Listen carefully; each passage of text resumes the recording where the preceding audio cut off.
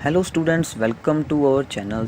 आज हम बात करेंगे कि डीआरडीओ को कैसे ज्वाइन कर सकते हैं, डीआरडीओ में कैसे जॉब ली जा सकती है। डीआरडीओ जो कि defence research and development organisation है, हमारे देश की मिनिस्ट्री ऑफ डिफेंस के अंडर आता है, जो कि हमारे डिफेंस के लिए बहुत सारे इक्विपमेंट्स बनाता है। उसके बारे में आज हम बात करेंगे कि अगर आपको डीआरडीओ को ज्वाइन करना है तो उसके लिए आपको क्या क्या ये करना चाहिए।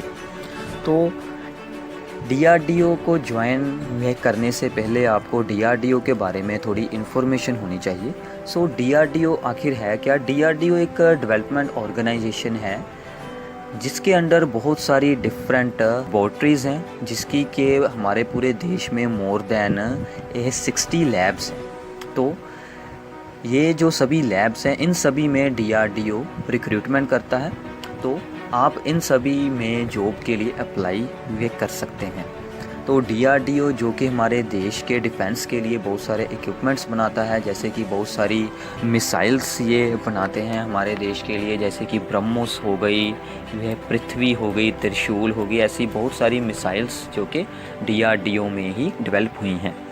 इसके अलावा बहुत सारे एयरक्राफ्ट्स भी डीआरडीओ में ही डेवलप हुए हैं, जैसे कि इनमें आते हैं लक्ष्य, निशांत, ऐसे बहुत से जो हमारे डिफेंस को स्ट्रॉन्ग बना रही है डीआरडीओ। सभी इक्विपमेंट्स, सभी जो हमारे यह आर्मी के लिए, वो सभी डीआरडीओ में ही डेवलप हुए हैं।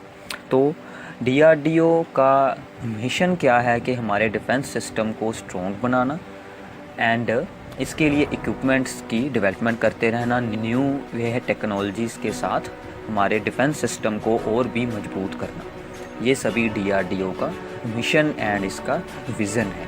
तो डीआरडीओ को कैसे ज्वाइन कर सकते हैं, इसके लिए हमारे पास 4 मेजर वेज़ हैं। तो हम इन 4 मेजर वेज़ के बारे में डिस्कस करते हैं, जिसमें कि सबसे पहले आप डीआरडीओ में एज ए साइंटिस्ट भी रिक्रूट हो सकते हैं। तो साइंटिस्ट भी रिक्रूट हो सकते हैं, जेआरएफ रिक्रूट हो सकते हैं, जूनियर रिसर्च फेलोशिप, सीनियर वह टेक्निकल असिस्टेंट बी, और या फिर इसमें वह टेक्नीशियन ए। ये सभी इसमें कुछ डिफरेंट ये पोस्ट हैं जिनके लिए आप इसमें अप्लाई कर सकते हैं। इसके अलावा भी डीआरडीओ में बहुत सारी रिक्रूटमेंट होती रहती है, जो इनकी डिफरेंट लैबोरेटरीज़ हैं उनमें रिक्रूटमेंट होती रहती हैं। इनके लिए आपको इनकी ऑफिशियल साइट को कंटिन्यूसली चेक करते रहना पड़ेगा। तो ये जो 4 वेज़ हैं, इनके बारे में अब हम डिस्कस करते हैं। तो सबसे पहले आती है direct recruitment for scientist B in DRDO. Direct recruitment in DRDO as a scientist B वो होती है थ्रू गेट एग्ज़ामिनेशन। जो गेट का एग्ज़ामिनेशन होता है इंजीनियरिंग बीटेक कोर्स के बाद, या फिर एमएससी इन साइंस अगर आपने की हो, इसके बाद जो गेट एग्ज़ामिनेशन होता है उसके थ्रू आप इसमें डायरेक्ट रिक्रूट हो सकते हैं। हर साल इसके लिए जॉब्स आती हैं कि आप साइंटिस्ट बी के लिए थ्रू गेट एग्ज़ामिनेशन इसमें रिक्रूटमेंट होती रहती है।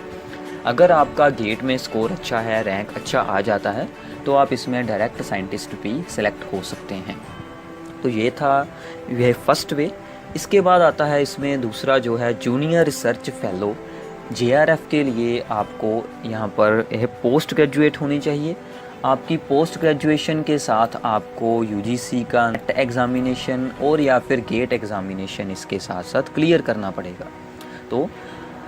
तो इसमें क्या है कि सिर्फ इंजीनियरिंग के अलावा भी बहुत सारी फील्ड्स इसमें अप्लाई कर सकती हैं, जैसे कि अगर आपने बायो की है, अगर आपने बायो टेक्नोलॉजी की है, अगर आपने ऐसी कोई भी साइंस के साथ रिलेटेड फील्ड की है, तो आप इसमें जेआरएफ के लिए जा सकते हैं। तो इसमें जेआरएफ के अलग अलग इनकी लेबोरेटरीज़ में प्रोग्राम चलते रहते हैं, उनके लिए इनमें अप्लाई किया जा सकता है। इसके बाद थर्ड ऑप्शन है, इसमें वह सेप्टेम का एग्ज़ाम है। तो वह सेप्टेम के एग्ज़ाम के through senior technical assistant B या फिर वह टेक्नीशियन ए के लिए अप्लाई किया जा सकता है। तो सीनियर टेक्निकल असिस्टेंट बी में बीएससी होल्डर्स और या फिर diploma in engineering holders apply कर सकते हैं। तो बीएससी में क्या है कि बीएससी भी आपकी साइंस या फिर कंप्यूटर की स्ट्रीम में होनी चाहिए, जैसे कि बीएससी नॉन मेडिकल, मेडिकल या फिर कंप्यूटर साइंस या फिर आईटी या फिर बीसीए जैसे जो कोर्स हैं वो इनमें अप्लाई कर सकते हैं, और या फिर डिप्लोमा इन इंजीनियरिंग वो इसमें अप्लाई कर सकते हैं। इसके लिए बाद में एक एग्ज़ामिनेशन होता है, जिस एग्ज़ाम की 2 स्टेजेस होती हैं, जिसमें आपको आपकी ग्रेजुएशन या आपके डिप्लोमे का पूरा सिलेबस आएगा, वो इसमें एक एग्ज़ाम होगा, उसके थ्रू इसमें आपकी रिक्रूटमेंट हो जाती है। इसके बाद ऑप्शन आता है वह टेक्नीशियन ए का। टेक्नीशियन ए के लिए आपको रिस्पेक्टिव फील्ड में आईटीआई होना चाहिए, आईटीआई होना चाहिए, और उसके बाद भी आपका एक एग्ज़ामिनेशन होगा जिसमें आपको आपकी फ़ील्ड के रिलेटेड का एग्ज़ाम आएगा, उसके थ्रू इसमें आपकी रिक्रूटमेंट हो जाती है। जो ये एग्ज़ाम था इसका नोटिफिकेशन जो ये पिछली बार आया था वो हमारा फरवरी 2016 में आया था, और अब इसकी उम्मीद है कि ये 2018 या फिर 19 में दोबारा फिर से आ सकता है, तो इसका आपको ध्यान रखना चाहिए। और इसके बाद हमारे पास ऑप्शन बचता है लास्ट, जो कि सिर्फ आईआईटी या फिर एनआईटी से जो स्टूडेंट्स बीटेक कर रहे हैं सिर्फ उनके लिए है।